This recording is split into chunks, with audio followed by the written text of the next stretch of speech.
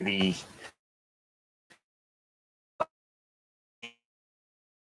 now I'm working on getting this kind of coming out there is customer service.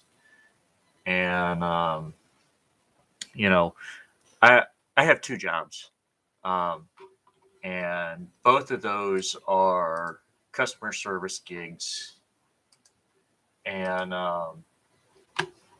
you know, one's an IT gig, the other one's an automotive part. Both put really heavy emphasis on customer service. I'm the go-to guy at both jobs. The main IT gig, I've been there for 6 years. The automotive gig, it's at a parts store, a very prominent parts store that will be unmentioned here. um, that's a customer service gig also. So I kind of wanted to just throw this out there and kind of give an idea of what it's like. Some things kind of lay over together. So the IT gig has been really giving me gray hairs. Like literally, I'm getting gray hairs from this gig. And so,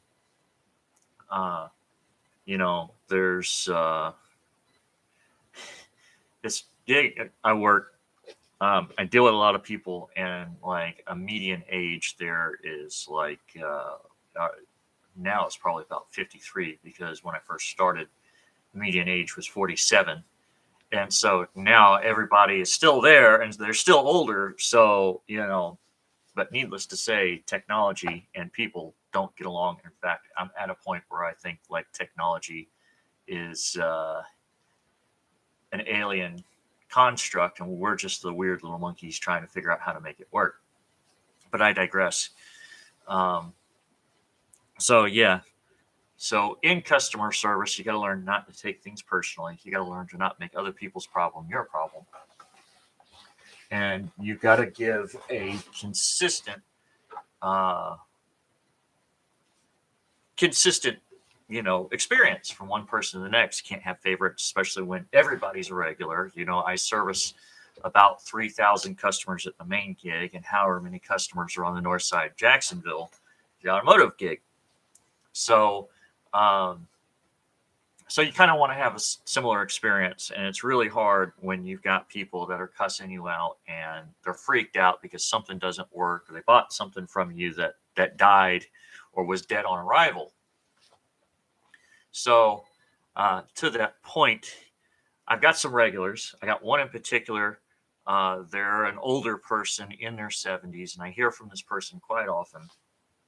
Um, and my coworker got them today and was griping about how it took so long to take care of them, and they didn't understand how uh, something so simple was so hard for this one person, and they were really getting stressed out about it. And I was like, well, you know, uh, different folks have different things that they have to go through and got to deal with, and you can't always just be, um, you know, one and done, or you know, Johnny on the spot with stuff. Some people take some extra time. And so I was really getting at is this customer service stuff isn't always the greatest for a lot of people. Some people that really aren't down with it. So I kind of nurse a few people through. Again, like I said, at both jobs, I'm kind of the go-to guy. And with technology, there's a lot of stuff and a lot of moving parts that you really have to get used to. Um, but I digress on that. But yeah, so long story short, when you've got people that are, you know, uh, needy, or their stuff is broken, people freak out. A lot of people don't realize how bad technology is. I've got people that can't even find the start menu on their computer, and they've been working on a computer since Windows 3.1. So, you know, that old adage that, you can't take a horse. You can take a horse to water, but you can't make him drink is kind of true. And so with IT, you kind of just give up and say, okay, what's your, what's your machine name? Let me jump on there and let me just do this for you. So that's been a real problem for a lot of us. So I get these folks that are in that way. And then, in the automotive field, that's a similar thing. We get a lot of people that are not tech savvy, and they don't don't get the technology. So you kind of have to hold their hand, and they don't understand. Like, you take them out and you do car stuff for them, or you're trying to sell them a car product, and they just don't understand how it works, or you know uh, what what all is involved with it. Like, I I have multiple cars. I have about 7 cars. So I've got folks that they want their cars to look as good as my car. They come in and so I want to wash my car. I want to do this. I want to do that. And you try to explain stuff to them, and they just give you like huh, yeah, sure, you know, mentality. And so a lot of times you got to go the extra mile, and you got to go out there and you got to show people how to use a product. Um, and a lot of times, the little things in customer service, like going a little extra ways, will land you a notoriety. And being popular in customer service is the most scariest thing on the planet.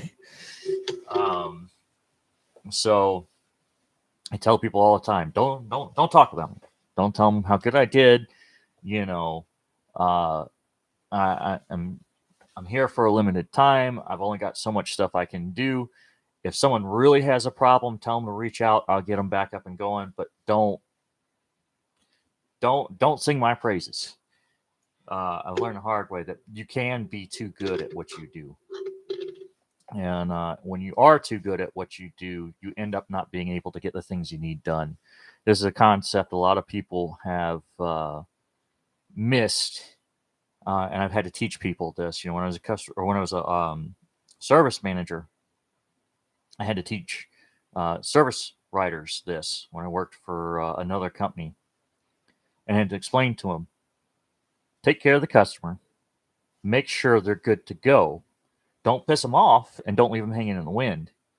But there is a such thing as overachieving and over accomplishing your customer service. Um, and it backfires on you, because you're going to have a day when you're sick, or you're tired, or you're stressed out because of something at home with your girlfriend or your significant other.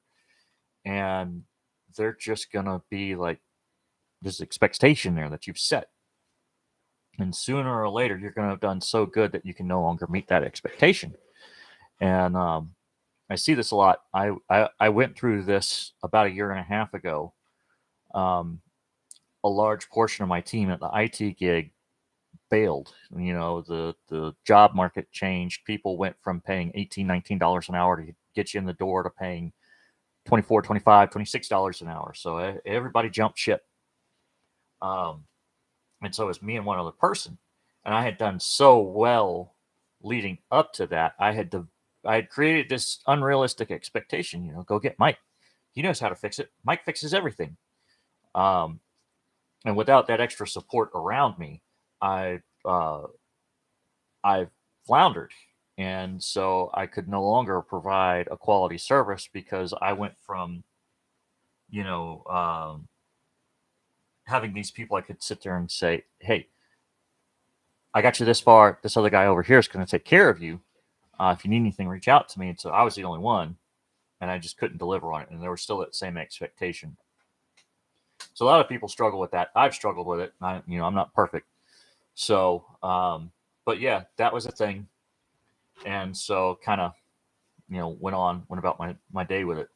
But yeah, customer service isn't fun. I've definitely had some rough customers, and especially in the automotive field. And man, nothing makes people more irritated than when their car is boogered. Um, there was a time when I was working at the one place where I was a manager, and we closed at a certain time. The service writer didn't let the guy know he needed to be there to pick his car up, and I was was actually closing for a favor for the store manager. He was supposed to close that night, and I offered, because back then I was working from open to close most nights anyways, trying to get stuff done, make sure stuff was going. I was, you know, averaging about $25,000 to $30,000 a week in sales. So I stayed on top of it because I wanted to keep those numbers up. So I was like, yeah, sure, I'll close for you.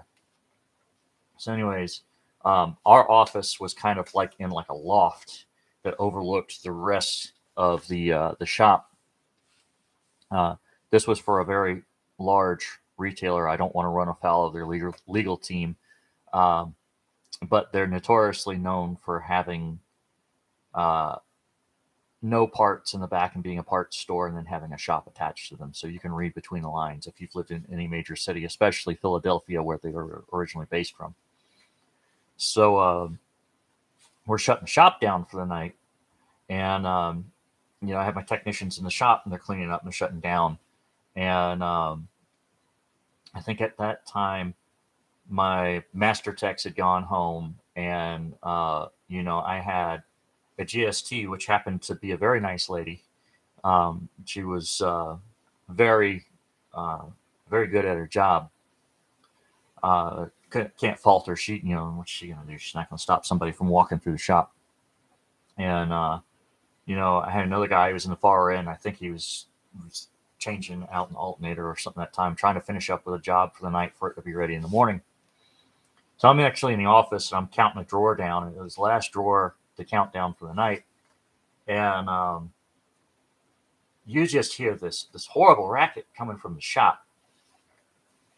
And all you hear is, "You can't go in there. You can't be in here right now. You need to come back tomorrow." And the next thing you know, this old dude with this worn out BMW 3 Series convertible comes busting in my shop. I don't know this guy from Adam. And he's yelling and screaming, and he's drunk. I mean, this guy was you could smell the beer on him. And so he comes in, and "I need my car. I need my car. Give me back my car," this, that, and the other. So I come down and talk to him for a minute. Like, "Sir, we closed at 8. We took our drawers down. I don't have any way of taking your money right now. Our register's closed." And so this guy, like, he just goes off the deep end. So he's like, "I'm taking my car, and there's nothing you can do about it." And so he's out in the shop. My guy that was down the way comes down, like, grab the keys, get the keys out of the car, because we had to keep the keys in the car and keep the driver's side window open for fire reasons. And so, we shut the door to the shop. I don't know. I can't remember if I shut it or one of the guys shut it. And this guy's going nuts. And the next thing I know, I'm confronting him. He's arm's distance away from me, and he just nailed me in the chest. And I'm on the phone with my store manager at the time. And everybody in the shop called me Junior. And he's like, "Punch him, Junior." He heard on my chest. And I was like, "You just hit me." And he's like, "Junior, punch him in the face. Punch him in the face. Punch him in the face, Junior." And this dude is like 67, 68 years old. I ain't punching an old guy. I'll break his face if I punch him. I was 23 years old thinking this. Like, this old guy, he's just had a few too many, and he just wants his car back. And I'm like, "Look, I ain't hitting this guy. What can we do for him? What can we do for him?" And the guy's like, "I'm calling the cops." And this guy just keeps getting more and more revved up. And I said, "Okay, call the cops. I've got you on camera assaulting me," because we had cameras above each car in the shop, so we could roll the footage back and see, it's CYA. You had to make sure that you had yourself covered in the shop. So this guy just completely shut down. I pushed his button. And so I'm asking my manager, "What can we do for this guy? Can he just go get some money and come back and pay for the work he had done?" He had 4 tires put on. It's one of those buy 3, get the 4th one free Cooper tire deals. So this dude takes off. I was half tempted just to shut the doors and finish up. And I was like, "No, I gave this guy my word. Let's get him his car back." And we had to do the math on the buy 3, get the 4th one free, and put the money in the safe. This guy took off. And, that was the end of it. So in customer service, sometimes you got to deal with stuff like that. And I've got some people who have gone into that and they see a situation like that and they just dip. You never see them again. Like a customer service advisor side or just a regular counter person. People that I've worked with in the IT field, they get one bad customer and they're done. And they just can't deal with it. And so uh, that the newer generations I've seen have a really hard time dealing with that. Most of them they haven't grown up in some of the situations that I've gone through. I haven't had any customer service situations. The guy trying to beat me up was nothing compared to what I grew up with. So I was like, yeah, whatever, buddy. This is a cakewalk. I'm not gonna mess you up just because you're trying to mess me up here, which I could break it. So um, so yeah, that's really what it was for that. But customer service isn't fun. And I know I said that earlier. I'll say it again. This customer service stuff, it stinks. But you got to hang in there because at the end of the day, you got the potential to make somebody else's day a lot better. It can be very rewarding. Uh, I've had a lot of people that I've helped. They're in a bad situation, and the most I could do for them at that time was maybe cut them like a 10% discount. But when you're looking at a $5,000 repair bill for something, you cut them a 10% rate. That makes a day. I mean, that just blows them out of the water. You know, uh, Sometimes when you've got someone whose computer's down, they can't get anything done, and they're stressed out because they can't get the job done, and you sit there and you give them that simple little walkthrough, something simple that anybody would have thought of if they weren't stressed out.